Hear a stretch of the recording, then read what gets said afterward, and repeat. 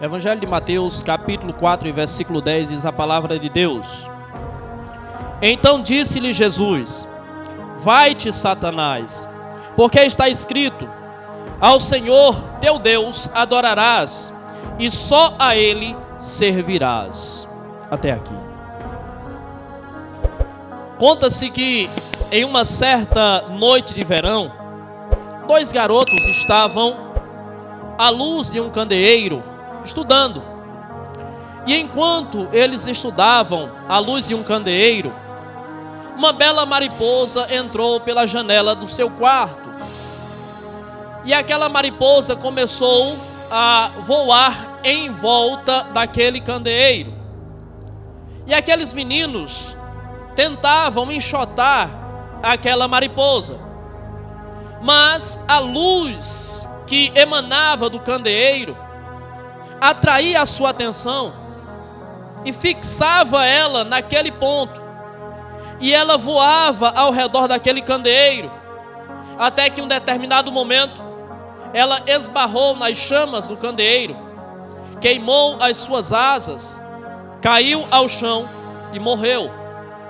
Aqueles jovens tentaram de tudo para afugentar aquela mariposa, porém ela ainda assim, fascinada pela luz do candeeiro, ela continuou ali. E o pai daqueles meninos entrou no quarto naquele momento e viu aquela mariposa caída ao chão. Então ele, olhando para os seus filhos, disse: Meninos, eu espero que vocês aprendam com o exemplo dessa mariposa e não se deixem fascinar pelo lado brilhante da vida. Não se deixem dominar pelas tentações da vida, porque todos aqueles que assim procedem, perdem, e todos aqueles que assim procedem, pagam com a sua própria vida. Quando nós lemos o Evangelho de Mateus capítulo 4, ao ler superficialmente o texto, obrigado, irmão, ao fazer uma leitura superficial do texto, nós encontramos apenas o relato de que Jesus, ele foi tentado. Mas o texto de Mateus capítulo 4, ele é um texto que expressa a tentação e mostra que a tentação, ela é algo comum a todo ser humano. É algo que faz parte da vida de todo ser humano. Mas há algo no capítulo 4 de Mateus que torna esse texto paradoxal, que torna esse texto extremamente difícil de compreender. E você vai me dizer: pastor, mas eu já li dezenas de vezes esse texto e não tive dificuldade de entender o texto. Porque talvez você não tenha visto a mensagem que há por trás. A Bíblia Sagrada nos diz que, na carta de Tiago, capítulo 1, versículo 13, diz: alguém sendo tentado, não diga de Deus eu sou tentado, porque Deus a ninguém tenta, e Deus não pode ser tentado pelo mal. Jesus é quem? Jesus não é Deus? Então esse texto se torna paradoxal para nós, pois Tiago diz, e Tiago é o irmão de Jesus, ele diz que Deus não pode ser tentado pelo mal. Porém, o capítulo 4 de Mateus mostra Deus sendo tentado pelo próprio diabo. E aqui nós percebemos a riqueza da palavra de Deus, e contrariando os gnósticos, que ensinavam que Jesus era puramente Deus e nem ao menos tinha um corpo físico. Então, quando se olhava para Jesus, via-se a sua imagem, mas Jesus não tinha um corpo físico. Era isso que ensinavam os gnósticos. Porém, existia um outro grupo chamado ebionitas, e os ebionitas diziam exatamente o contrário: Jesus é puramente homem, Jesus não é Deus. A Bíblia refuta a ideia de Ebion e a ideia dos ebionitas também. Existia um homem chamado Apolinário. Esse foi líder da igreja. mas se tornou um heresiarca também, pois Apolinário dizia que Jesus era 50% homem e 50% Deus. A Bíblia vem e nos mostra que Apolinário também estava equivocado. E para entendermos de fato o que o texto está nos dizendo acerca de Jesus, é necessário que compreendamos a natureza hipostática de Cristo, a natureza teantrópica de Cristo. E de fato, a doutrina que nos ensina acerca da natureza teantrópica de Cristo nos ensina que Jesus, ele é Deus, plenamente Deus, 100% Deus, mas Jesus também é homem. Jesus é 100% homem, e em Jesus habita corporalmente essas duas naturezas, a natureza humana e a natureza divina. Então, quando Tiago diz que Deus não pode ser tentado pelo mal, Tiago tem razão. E quando Mateus registra a tentação de Jesus, Mateus também está correto. Aqui está sendo tentada a natureza humana de Jesus, como Filho de Deus, para mostrar que absolutamente ninguém está isento da tentação. Jesus foi tentado no seu íntimo, Jesus foi tentado ao máximo. E o versículo 10 mostra o desfecho da tentação de Jesus. Você conhece o texto? Jesus passou 40 dias e 40 noites no deserto. Durante todo esse tempo Jesus jejuou. E ao final dos 40 dias e 40 noites, a Bíblia diz que Jesus teve fome. Será que Jesus só teve fome no final dos 40 dias? É óbvio que não. Experimenta você passar um dia sem comer, e aí você me diz se você passa tranquilamente. Talvez você até passe 2, passe 3. Jesus passou 40 dias, e 40 dias depois de fome, de negação da própria carne, Jesus está irreconhecível. Quem olha para Jesus, os seus discípulos ao chegarem diante de Jesus não o reconheceriam.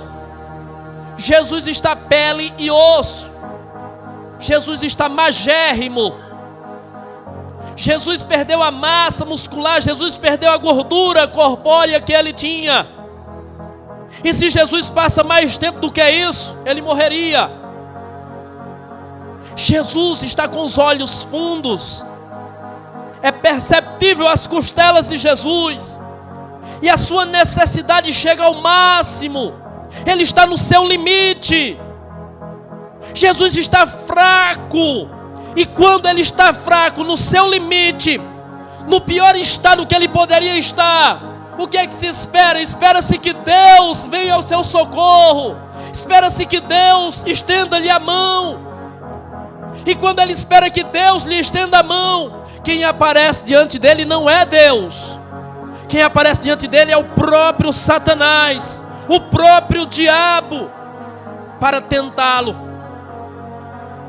E muitas vezes nós estamos passando por coisas tão mínimas, tão pequenas, tão insignificantes, e para nós parece que já é o fim do mundo. Jesus foi tentado ao máximo, Jesus chegou ao seu limite, e naquela hora não foi Deus que chegou para socorrê-lo. Naquela hora veio o diabo para dar o golpe de misericórdia. Então, quando você começar a murmurar, quando você começar a reclamar, quando você começar a dizer e a pensar e achar que a prova está grande, que a cruz está pesada, olhe para Jesus e envergonhe-se. Perceba-se que você está no céu e ainda está reclamando. Perceba-se que você é um exemplo, protótipo perfeito de Adão, que estando no paraíso, ainda assim desobedeceu, ainda assim caiu, ainda assim pecou, ainda assim cedeu à tentação. Jesus estava no seu limite, Jesus está à beira da morte. Você já passou por um momento como esse? Você já sentiu os calafrios da morte? Eu tenho certeza que a grande maioria, a maioria esmagadora de nós não passou por isso. Jesus passou. A morte rodeava Jesus naquela hora, e ao invés de Deus chegar para socorrê-lo, é Satanás que aparece para tentá-lo. Oferecendo o quê? Oferecendo-lhe pão. E Jesus está com fome. Satanás coloca diante de Jesus exatamente aquilo que ele necessita. E faminto, ele recusa-se a ceder à tentação de Satanás. Satanás oferece-lhe então que demonstre o seu poder, levando-o ao pináculo do templo e diz: lança-te daqui, pois está escrito que ele dará ordem aos seus anjos e eles te segurarão e nem mesmo os teus pés serão feridos nas pedras. Observe a natureza da tentação. Muitas vezes a tentação de Satanás sobre nós será para que nós provemos quem nós somos. Se tu és o Filho de Deus, ele tentou Jesus a provar quem Jesus era. Deixa eu dizer uma coisa para você: quem é não precisa provar que é. Quem precisa provar que é porque não é. Se você é filho de Deus, você simplesmente é. Não precisa provar que é. Você vive como tal. As suas obras são obras de filho de Deus. As suas palavras são palavras de filho de Deus. As suas atitudes são atitudes de filho de Deus. Os caminhos que você percorre são os caminhos que conduzem a Deus. Os lugares que você frequenta são os lugares que honram a Deus. Você não precisa provar quem você é. E Satanás muitas vezes irá tentar você a provar quem você é. Mas qual o intuito dele nisso, pastor?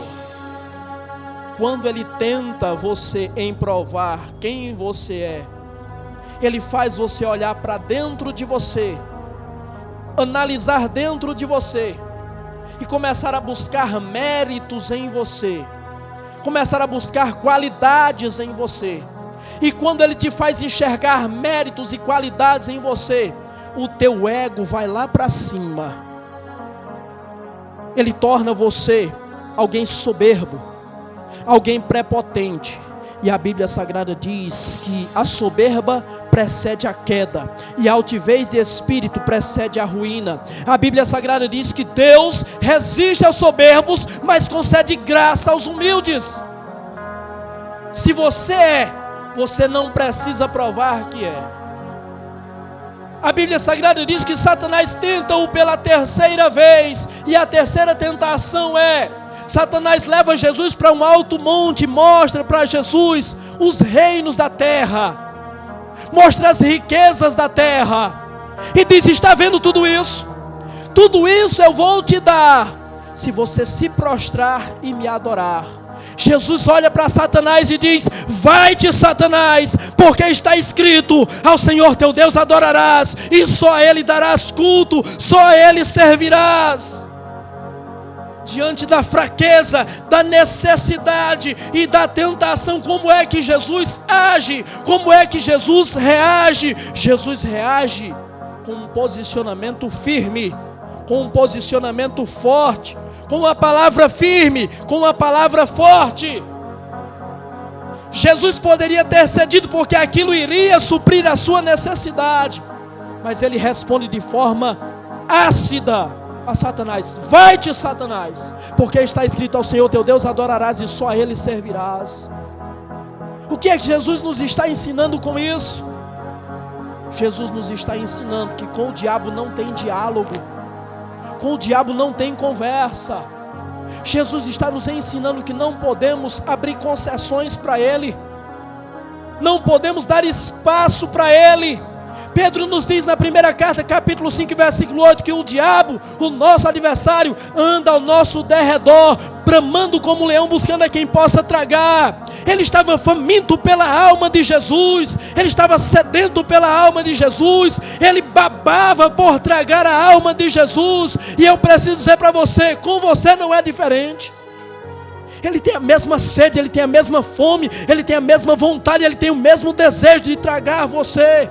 Então, diante da tentação, olhe o exemplo de Jesus. Jesus responde com uma palavra firme, com um posicionamento forte. Não tem conversa, não tem concessão. Ah, se Eva tivesse agido como Jesus, vai embora daqui. Eu não quero conversa com você. Se Eva tivesse agido como Jesus, hoje nós estaríamos no paraíso. Mas deixa eu dizer uma coisa para você. Se Eva naquele momento foi frágil, foi fraca, Jesus foi forte, no seu limite, nas suas limitações, para dar a você a possibilidade de retornar, não àquele paraíso que Adão e Eva viviam, mas para o paraíso que está guardado para você no céu. Jesus resiste a Satanás para mostrar para você que mesmo na necessidade, na dificuldade, na angústia, na dor, Deus precisa ser prioridade.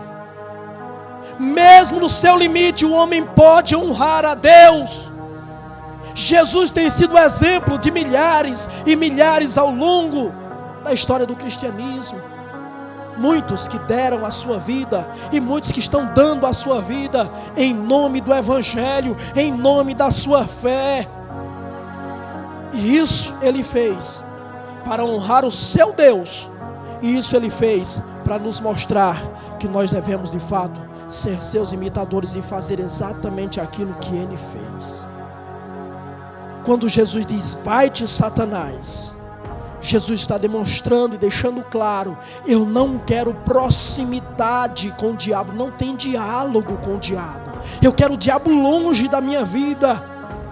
E talvez você diga também: eu queria tanto o diabo longe da minha vida, eu queria tanto que Satanás desterrasse-se da minha vida. Como é que Satanás vai sair da sua vida se você o alimenta? Como é que ele vai se afastar de você se você o convida? Eu preciso dizer para você que muitas vezes não é o diabo que está tentando pessoas, são pessoas que estão tentando o diabo. Muitas vezes, em muitos momentos da nossa vida, o diabo não é responsável direto pelas nossas ações, pelos nossos pecados. Somos nós que muitas vezes o convidamos para dialogar, o convidamos para sentar à mesa conosco, o convidamos para conversar, para trocar mensagem. Muitas vezes somos nós que estamos convidando. Jesus deixa claro: eu quero Satanás bem longe de mim. E a sua vida vai começar a mudar. E eu falo da sua vida espiritual. Vai começar a mudar quando você também começar a agir de forma a manter Satanás bem longe da sua vida. Do contrário, ele continuará presente. Ele continuará fazendo parte da sua vida, parte da sua história. Ele não te deixará em paz. Diante dessa afronta e dessa tentação, o que Jesus responde? Está escrito: ao Senhor teu Deus adorarás e só a Ele servirás. Ou seja, para vencer a tentação, Jesus se utiliza da palavra. Paulo, quando escreve a sua carta aos Efésios, capítulo 5, versículo 17, ele diz que a palavra é a espada do Espírito. Então, a palavra de Deus é a arma que nós temos para lutar contra o diabo. O escritor aos Hebreus, no capítulo 4, e versículo 12, diz que a palavra de Deus é comparada a uma espada afiada dos dois lados. Ou seja, a palavra de Deus é a arma que nós temos para usar, lutar e combater contra o diabo. E eu pergunto para você: para Jesus, a palavra foi a sua arma, mas a palavra tem sido a sua arma? Lembre-se do que diz o salmista no Salmo 119, versículo 11: escondi a tua palavra no meu coração para não pecar contra ti. Como é que você vai resistir se você pega na Bíblia uma vez por semana, no domingo, para vir para a igreja trazendo a Bíblia? Se você não tem comunhão, se você não tem intimidade, como é que você vai resistir se eu digo para você: abra a sua Bíblia em Gênesis, aí você vai para o final da Bíblia? Como é que você vai resistir ao diabo? Que tipo de oposição você será a ele? Que tipo de força você terá para resistir a ele? Nenhuma. A palavra de Deus, conforme diz Deuteronômio capítulo 6, deve estar inculcada deve estar guardada na nossa mente desde a nossa juventude, desde a nossa infância. Se você não lê, se você não estuda, se você não medita, se você não se alimenta, eu sinto muito em te dizer, na primeira tentação você vai cair. Observe a tentação de Jesus, a primeira. Se tu és o Filho de Deus, transforma essas pedras em pães. Jesus diz, está escrito, nem só de pão viverá o homem, mas de toda a palavra que sai da boca de Deus. A segunda tentação é, se tu és o Filho de Deus, lança-te daqui, porque também está escrito que Ele dará ordem aos seus anjos para que te segurem, e nem mesmo os teus pés sejam feridos nas pedras. E ele responde, mas também está escrito, não tentarás o Senhor teu Deus. E a terceira tentação, se prostrado me adorares, darei a você todos os reinos da terra. E ele diz, está escrito, ao Senhor adorarás e só a Ele servirás. Jesus era um amante da palavra. Jesus conhecia a palavra. Especialmente o livro de Deuteronômio estava na ponta da língua. Jesus está citando Deuteronômio e Levítico para Satanás. E você? Que intimidade você tem com a palavra para resistir, para se manter firme e para se manter de pé diante da tentação?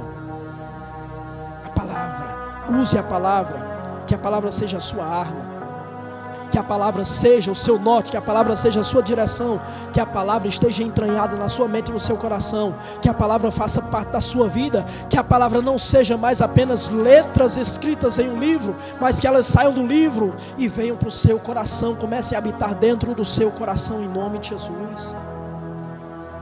A Bíblia Sagrada diz que esse ser, essa entidade espiritual vai tentar Jesus. E a Bíblia nos mostra que ele é chamado por 3 nomes nesse texto. Quando Jesus é levado ao deserto, a Bíblia diz que aproximou-se dele o tentador. Então esse é um nome dele. Depois a Bíblia chama ele de diabo. Por 2 vezes a Bíblia no texto chama ele de diabo. E pela 3ª vez Jesus o chama de Satanás. Então ele é chamado de tentador, chamado de diabo e chamado de Satanás. Qual é de fato o nome dele? Todos esses e outros. Quando a Bíblia o chama, o apelida de diabo, o nome diabo ele aparece 35 vezes no Novo Testamento. E vem da palavra grega diabolos. Diabolos significa caluniador, difamador, ou aquele que acusa com falsidade. Então, nesse nome está explícito a natureza mentirosa de Satanás. Jesus, ele disse em João capítulo 8, versículo 44, que Satanás é mentiroso e é pai da mentira. Então, o diabo vai até Jesus como um mentiroso, tentando ludibriar Jesus para fazer Jesus ceder à sua tentação. Então cuidado com aquilo que te falam, cuidado com as histórias que te contam, cuidado com as benesses que te apresentam. É laço, é mentira, é calúnia, é falsidade, é argumento falso do diabo para fazer você cair.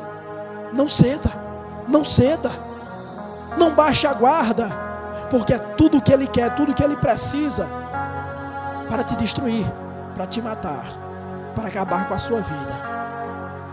Quando o próprio Jesus chama ele de Satanás, a palavra Satanás ela vem do hebraico Satã, e a palavra Satã significa adversário, ou aquele que se opõe.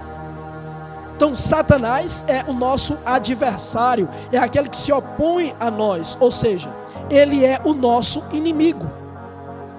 Mas parece que ele era amigo de Jesus. O que é que ele estava oferecendo para Jesus? Ele estava oferecendo para Jesus uma forca? Ele está colocando diante de Jesus uma arma para que Jesus possa suicidar-se? Ele está explicitamente buscando matar Jesus? Obviamente que não. Ele só oferece benefícios para Jesus. Para que Jesus venha suprir a sua fome, para que Jesus venha exercer o seu papel de Filho de Deus e para que Jesus venha desfrutar das riquezas da terra. Ele só está oferecendo coisas boas a Jesus, mas lembre-se, ele é o adversário, ele é aquele que se opõe, ele é o inimigo. E eu pergunto, você acredita mesmo que o inimigo quer o seu bem? O seu inimigo, você acredita que ele quer o seu bem? Por mais que ele use palavras doces, por mais que ele ofereça coisas boas, no final, ele quer matar você. O nome Satanás, ele é o nome mais utilizado para o diabo. Ele é o nome que é utilizado no Antigo e no Novo Testamento. Ele aparece na Bíblia 56 vezes. Mas a Bíblia diz que ele também é chamado no texto de tentador. E quando o texto chama de tentador, o texto faz alusão àquilo que lhe é próprio, a sua principal característica, a sua principal ferramenta, a sua principal arma, que é tentar.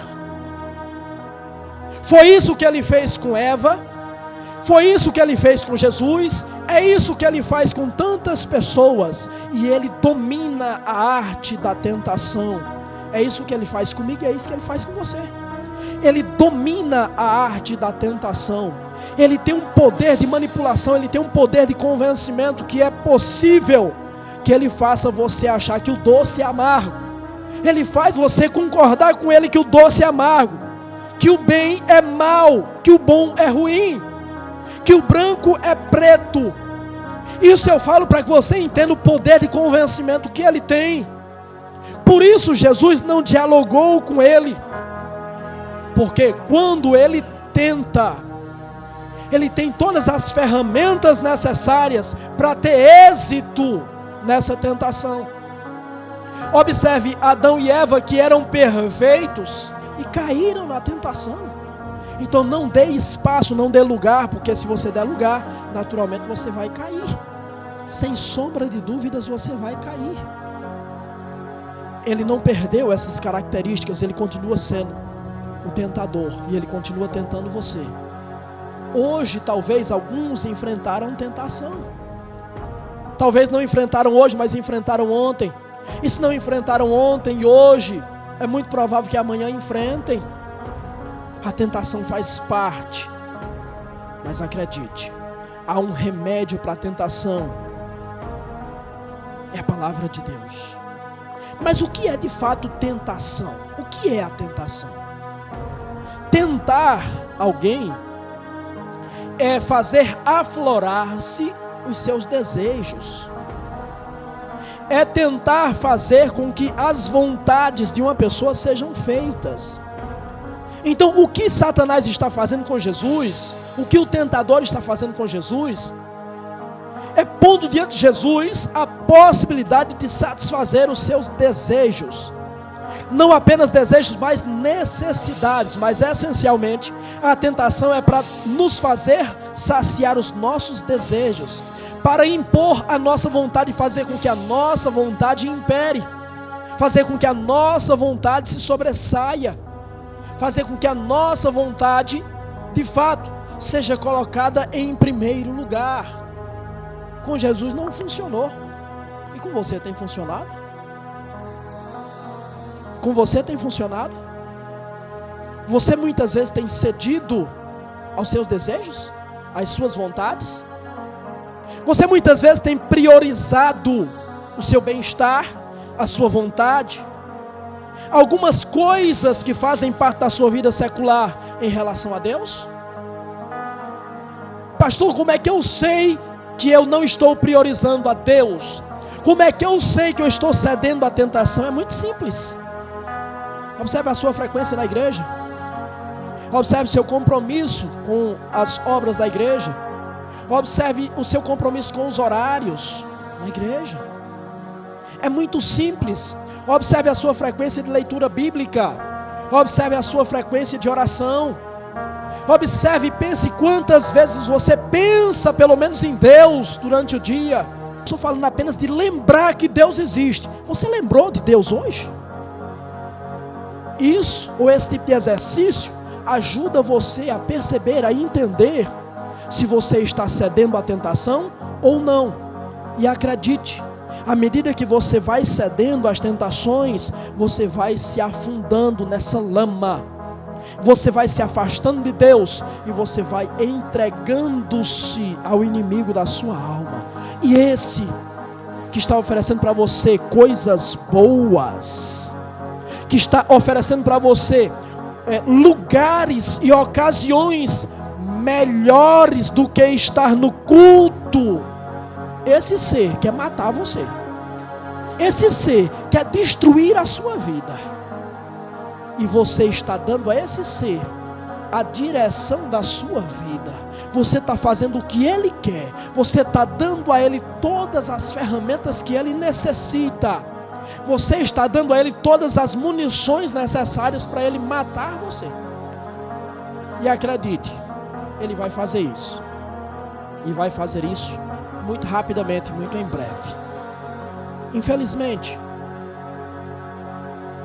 a vida cristã, a experiência cristã nos tem mostrado que na caminhada cristã, ora, nós estamos rodeados de pessoas que ouviram a palavra, pessoas que cederam ao clamor da palavra e deixaram a palavra entrar nos seus corações e foram convertidos pela palavra.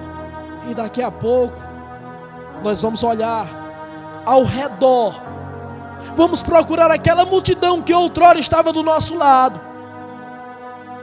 e nós encontraremos 1, 2, 3, 5, ou muitas vezes estaremos sós, porque a experiência cristã tem nos mostrado que muitos têm cedido à tentação, muitos têm priorizado a sua própria vontade, os seus próprios desejos, não entendendo que tem agido como uma criança, e Satanás está como se tivesse com um doce oferecendo a uma criança, e essa criança boba, tola, que não sabe, não conhece o valor das coisas, tem se perdido por um doce,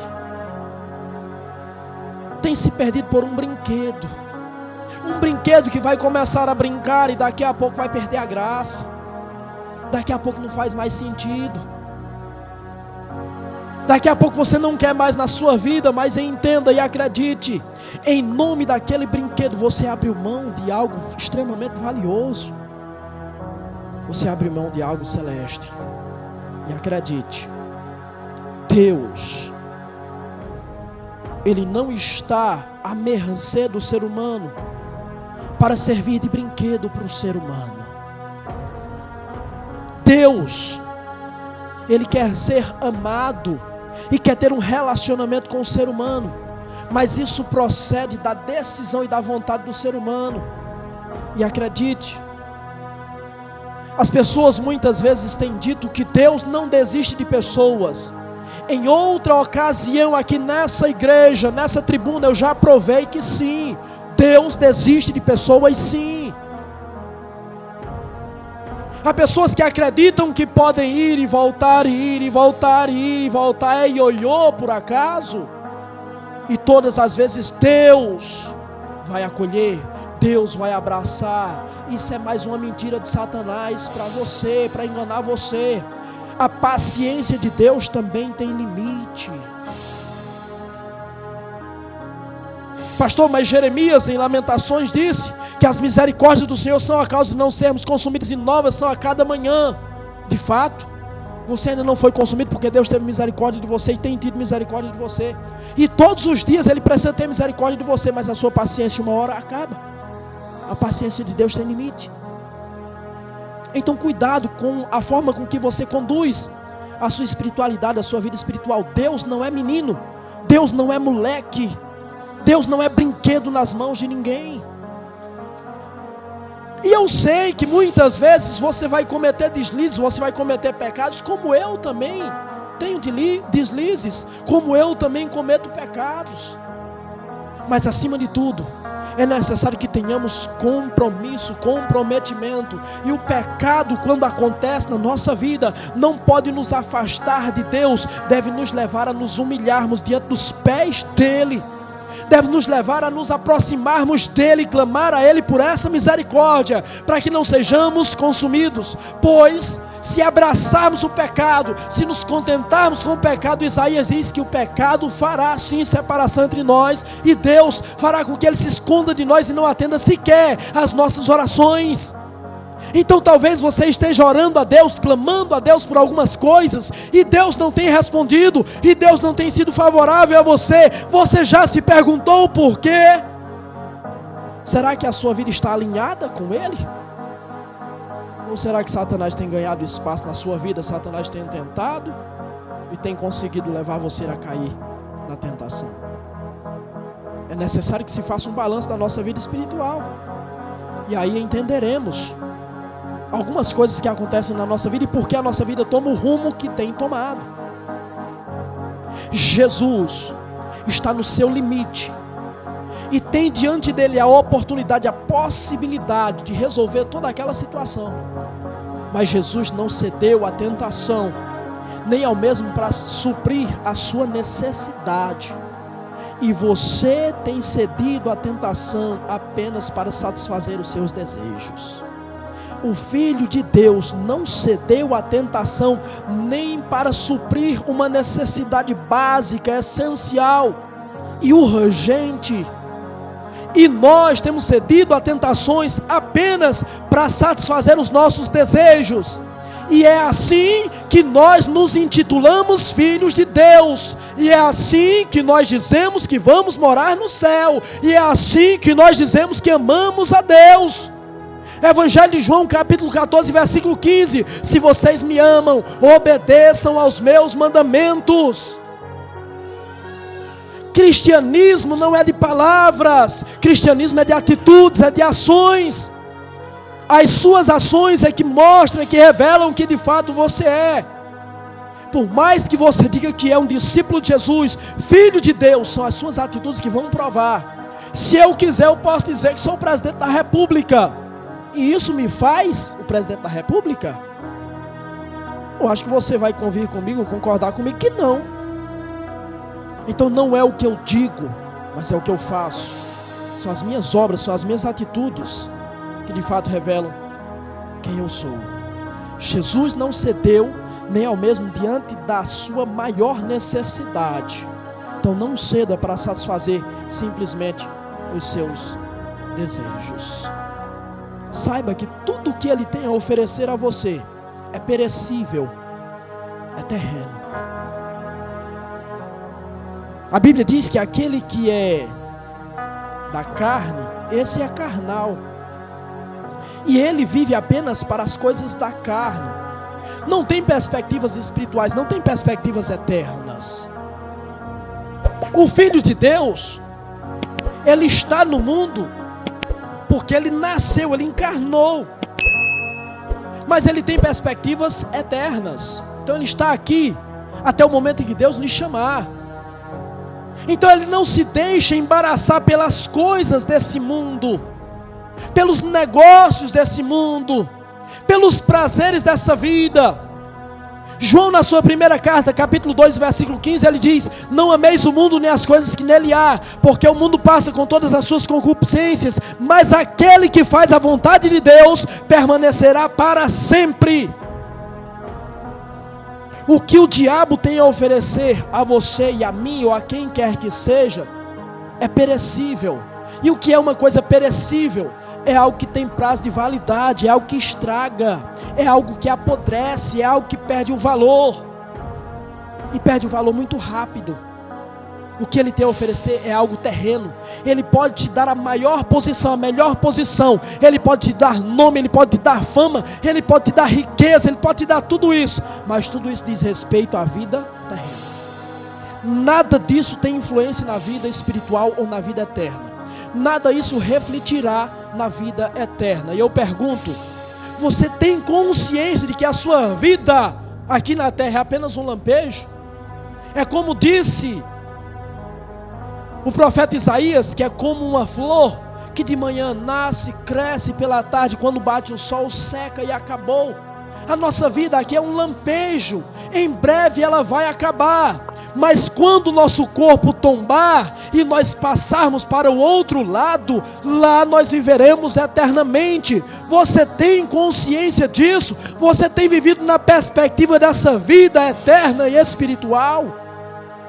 Se você vive na perspectiva dessa vida, então você não se contenta com as coisas terrenas. Por mais que Ele te ofereça as maiores riquezas, fama, aceitação. Tem gente que diz: não, pastor, não quero ser rico, não. Não, pastor, não quero ser famoso, não. Tudo que eu quero é aceitação. Eu quero que quando eu chegar em um lugar, as pessoas me reverenciem, as pessoas me prestigiem, as pessoas me aplaudam. Eu quero ser bem recebido ou bem recebida onde quer que eu chegue. Isso é suficiente. Isso demonstra uma necessidade que você tem de se impor, de mostrar os seus valores, de mostrar os seus méritos, as suas qualidades. Você não precisa disso. E se você viver em função disso, eu sinto muito, aqueles que hoje te reconhecem, te aceitam, amanhã te esquecerão. E quando você chegar diante dele, você vai dizer: Senhor, a única coisa que eu queria era ter um bom relacionamento com todas as pessoas, mas eu estava lá, eu orei em teu nome, eu preguei em teu nome. Senhor, o Senhor viu até demônios, eu expulsei em teu nome. E Ele dirá: apartai-vos de mim, vós que praticais a iniquidade, porque eu não vos conheço. É isso que você quer ouvir dele? Ou você quer ouvir dele: vinde benditos do meu Pai, para o que está preparado para vocês desde a fundação do mundo? E alguns ouvirão dele: apartai-vos de mim, malditos, para o fogo eterno preparado para o diabo e seus anjos. Então, quando você encontrar-se com ele, há essas três alternativas. Você poderá ouvir dele uma dessas três frases. Qual delas você quer ouvir? Você vai dizer para mim: pastor, aquela que ele quiser dizer. Não, você vai ouvir exatamente aquela que você quer ouvir, aquela que expressa melhor a vida que você tem levado aqui na terra. Há uma frase de Santo Agostinho que eu gosto, eu já citei inúmeras vezes, mas vou citar mais uma vez. Santo Agostinho diz: aquilo para que vivo, comunico. Ou seja, a minha forma de viver anuncia e comunica para que eu vivo.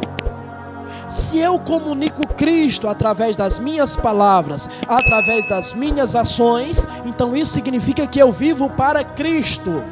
Mas se eu comunico qualquer outra coisa, a partir das minhas palavras, a partir das minhas ações, a partir das minhas atitudes, a partir das minhas escolhas, então é para isso que eu vivo. E eu não terei na eternidade algo diferente daquilo que eu escolhi aqui na terra. A eternidade apenas refletirá aquilo que eu escolhi como conduta de vida aqui na terra. Observe o que Jesus diz para Satanás: está escrito. Quando Jesus diz está escrito, Ele está nos mostrando como devemos, ou por que devemos resistir ao diabo. Por que eu devo resistir ao diabo? Porque está escrito. O que Jesus diz é isso. Se Jesus fosse pensar humanamente naquele momento, Jesus não teria transformado pedras em pães? Óbvio que sim. As suas necessidades estariam sendo atendidas. Mas Jesus diz: eu não transformo, porque está escrito. Eu não me lanço daqui para baixo, porque está escrito. Eu não me prostro diante de você para receber todos os reinos e riquezas do mundo, porque está escrito. Então por que você deve resistir à tentação? Porque está escrito. Se Deus disse não faça, então não faça. Se Deus disse não vá, então não vá. Se Deus disse não receba, então não receba. Se Jesus disse não viva dessa forma, então não viva. Pelo simples fato de estar escrito. Mas eu pergunto para você, o simples fato de estar escrito é suficiente para você? Você é capaz de resistir a uma tentação porque a Bíblia diz que não é para fazer? Ou é necessário que aconteça algo sobrenatural? É necessário que Deus manifeste um sinal do céu? Aí você vendo algo diferente acontecendo assim, é um sinal que não é para eu fazer. Não, mas aqui já está escrito que não é para fazer. Você não necessita de sinais extraordinários. Mas a pergunta continua. O simples fato de estar escrito é suficiente para você não fazer? Se é suficiente, isso mostra a sua vontade, o seu desejo, o seu intento de honrar a Deus. O que é que eu vou ganhar momentaneamente com isso? Nada. O simples fato de estar escrito me é suficiente. Ou seja, a única coisa que eu vou ganhar é o privilégio de ser obediente a Deus nesse momento, mas não vou ter benefício material nenhum. E a pergunta continua: para você é suficiente saber que está escrito? Ou a escritura não tem tanta importância para você assim? Ou a escritura não tem tanto espaço na sua vida assim? Jesus disse: vai-te, Satanás, porque está escrito: ao Senhor teu Deus adorarás e só a Ele darás culto. Quando você cede à tentação, você está servindo a Satanás. E você está fazendo de Satanás o seu Deus. Pastor, é muito duro escutar isso, mas é a pura verdade, foi Jesus quem disse. Quando você cede à tentação, você está servindo ao diabo. E você está fazendo do diabo o seu Deus. Você está trocando Deus por Ele. Você está colocando Ele no lugar do próprio Deus. Então o que você tem que fazer para que você não caia na tentação? Resista. Resista ao diabo. Tiago 4,7 diz: sujeitai-vos a Deus, enfrentem o diabo e ele fugirá de vocês.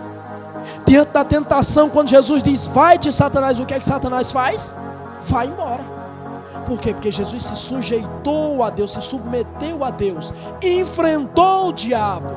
Então naturalmente ele teve que fugir. Então, para que você tenha êxito sobre as tentações que vêm sobre a sua vida, primeiro, precisa sujeitar-se a Deus, estar debaixo da vontade da palavra de Deus.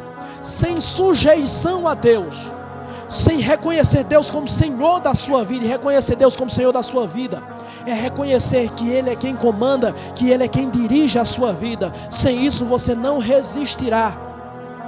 Sem isso você não rejeitará a tentação. Sem isso você vai cair.